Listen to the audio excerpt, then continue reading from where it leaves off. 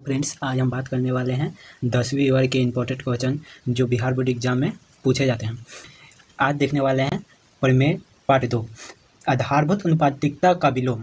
साधारण प्रतिज्ञा। यदि कोई रेखा किसी त्रिभुज की दो भुजाओं को समान अनुपात में विभाजित करती है तो यह रेखा तीसरे भुजा के समांतर होती है। तो अब देखना है विशेष प्रतिज्ञा। तो इसमें विशेष प्रतिज्ञा हमें कुछ नहीं करना है, विशेष प्रतिज्ञा इस त्रिभुज से लिखना है। तो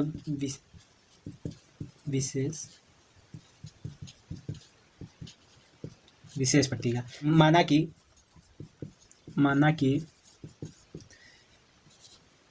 ए बी सी एक त्रिभुज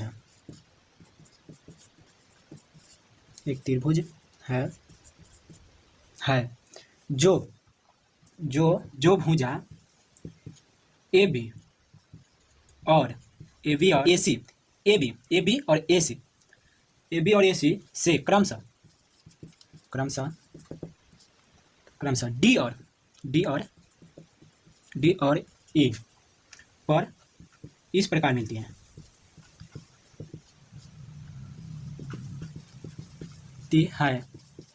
अब देखेंगे, अब इसमें विशेष प्रतिज्ञा में कुछ नहीं किया, मैंने लिख दिया जो त्रिभुज के बारे में है वो लिख दिया विशेष प्रतिज्ञा। अब देखेंगे, अब क्या लिखेंगे, अब लिखेंगे रचना। तो रचना में लिखेंगे डी से डी एम और ई से ई एन लंब डाला गया जो ए बी और ए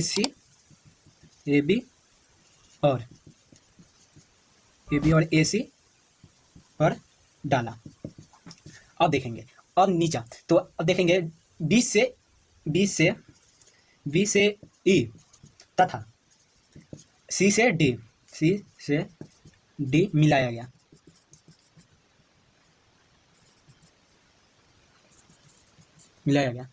अब देखेंगे, अब इस त्रिभुज में क्या सिद्ध करना है, तो कैसे होगा। तो आप देखेंगे ये सिद्ध करना है क्या, तो सिद्ध करना है, लिखेंगे सिद्ध करना है कि डी ई समांतर बी सी, ये सिद्ध करना है, डी ई समांतर बी सी। अब देखेंगे मान में देखेंगे, तो प्रमाण में देखेंगे, तो प्रमाण में देखेंगे तो अब ई ए डी का क्षेत्रफल, त्रिभुज ई ए डी का क्षेत्रफल 1/2 गुना आधार गुना ऊंचाई, तो बी गुना एच, तो 1/2। अब यहाँ से देखेंगे ये आधार हुआ, ए ऊंचाई हुआ, तब देखेंगे A D Guna E N.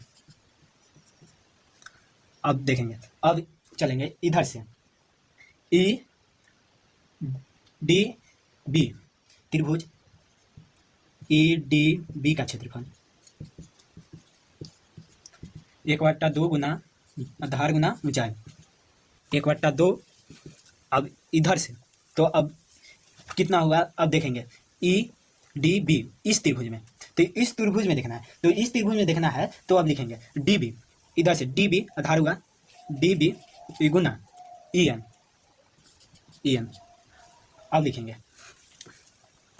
अब देखेंगे त्रिभुज ई ए डी का क्षेत्रफल बटा, अब ई निकाले तो त्रिभुज ई डी बी का क्षेत्रफल।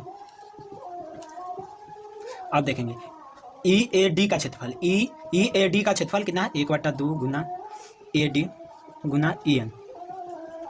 अब ई डी बी का क्षेत्रफल कितना है, तो 1/2 गुना डी बी गुना ई एन। तो अब देखेंगे ये 1/2 से 1/2 समाप्त, ई डी ई एन से ई एन समाप्त। अब बचा क्या, तो ए डी बटा डी बी या बी डी। अब देखेंगे आगे, अब लिखेंगे फिर देखेंगे त्रिभुज ई ए डी का क्षेत्रफल 1/2 गुना आधार गुना ऊंचाई, तो 1/2 गुना डी एम।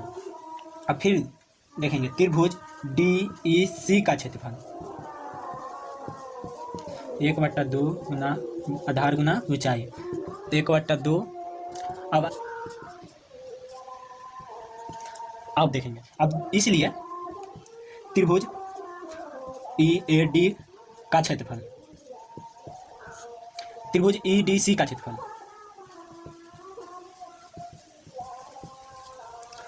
अब लिखेंगे।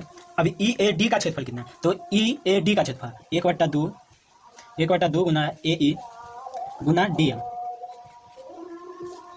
अब देखेंगे DEC का क्षेत्रफल, तो DEC का क्षेत्रफल 1/2 गुना EN EC DM। अब देखेंगे 1/2 से 1/2 कटिए, अब DM से DM समाप्त, तो अब देखेंगे AE बटा EC नया। अब देखेंगे AD बटा DB बराबर AE बटा EC, जो पहले से दिया गया था, जो पहले से दिया गया था। तो आप देखना है, इसलिए समीकरण 1 और 2 में 1 और 2 में देखना है, तो 1 और 2 में देखना है, तो आप देखेंगे त्रिभुज EAD का क्षेत्रफल बटा त्रिभुज EDB का क्षेत्रफल बराबर, अब देखेंगे त्रिभुज EAD का क्षेत्रफल बटा त्रिभुज DEC का क्षेत्रफल। अब लिखेंगे अर्थात त्रिभुज EDB का क्षेत्रफल बराबर त्रिभुज DEC का क्षेत्रफल। इसलिए त्रिभुज EDB तथा त्रिभुज DEC एक ही आधार पर DE के एक ही ओर है और स्थित है, या ओर है स्थित है, अच्छा रहेगा स्थित है। अब देखेंगे, अतः DE समांतर B से प्रूव्ड हुआ। इतना मंगाना था, पहले ना आ गया। अब अगर मेरे वीडियो पसंद आए तो मेरे वीडियो को लाइक और सब्सक्राइब जरूर करें, ताकि मैं जो भी वीडियो डालूँ आपके पास तुरंत पूरे। Thanks so much, okay bye.